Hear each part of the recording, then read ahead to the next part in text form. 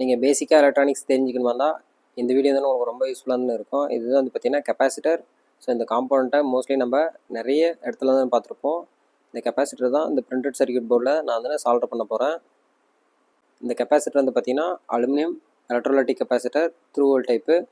இது பிசிபி போர்டில் வந்து பார்த்திங்கன்னா சீன் தான் வந்து மென்ஷன் பண்ணியிருப்பாங்க. இதுக்கு வந்து பார்த்திங்கன்னா பொலாரிட்டின்னு இருக்குது. பொலாரிட்டினா வந்து ப்ளஸ்ஸு மைனஸு.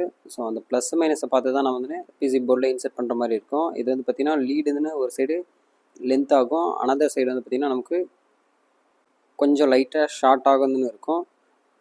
பிரிண்டட் சர்க்யூட் போர்டில் நான் இன்செர்ட் பண்ணிவிட்டு பேக் சைடு வந்து நான் வந்து சால்வ் பண்ணிடுறேன். இதனுடைய யூனிட் வந்து பார்த்திங்கன்னா ஹென்ரின்னு சொல்லுவாங்க. Trimmer capacitor, ceramic capacitor, aluminium electrolytic capacitor, variable capacitor, இந்த மாதிரி டிஃப்ரெண்ட் டைப்ஸ்ன்னு இருக்குது. நான் வந்து லிக்விட் ஃப்ளக்ஸ் வந்து அப்ளை பண்ணிவிட்டு ஒவ்வொரு பாயிண்ட்டாக தானே சால்வ் பண்ண ஆரம்பிச்சிட்டேன். எலக்ட்ரானிக்ஸில் நீங்கள் வந்து பிகினராக இருந்தால் கூட பரவாயில்ல. ஸோ நம்ம சேனலில் கண்டினியூஸாக பார்த்துட்டே வந்தீங்கன்னா நீங்களும் ஈஸியாக வந்து மதர் போர்டு வந்து செய்யலாம். அதேமாதிரி நீங்கள் எலக்ட்ரானிக்ஸில் இன்ட்ரெஸ்டடாக இருந்தீங்கன்னா ஸோ டிஸ்கிரிப்ஷனில் வந்து பார்த்தீங்கன்னா என்னுடைய காண்டாக்ட் நம்பர் தான் கொடுத்துருக்கேன். ஸோ கோர்ஸ் வந்து ஜாயின் பண்ணிக்காங்க. கோர்ஸ் ஜாயின் பண்ணுறவங்களுக்கு பார்த்தீங்கன்னா ஆஃபர்ஸ் வந்து போயிட்டுருக்கு. உங்களுக்கு ரொம்ப ரொம்ப யூஸ்ஃபுல்லாக தான் இருக்கும். ஸோ எலக்ட்ரானிக்ஸை பற்றி எதுவுமே தெரியாது, எலக்ட்ரானிக்ஸை நான் கற்றுக்கணும் இன்ட்ரெஸ்டடாக இருக்குன்னா இந்த கோர்ஸ் வந்து உங்களுக்கு ரொம்ப யூஸ்ஃபுல்லாக தான் இருக்கும். தேங்க்ஸ் ஃபார் வாட்சிங்.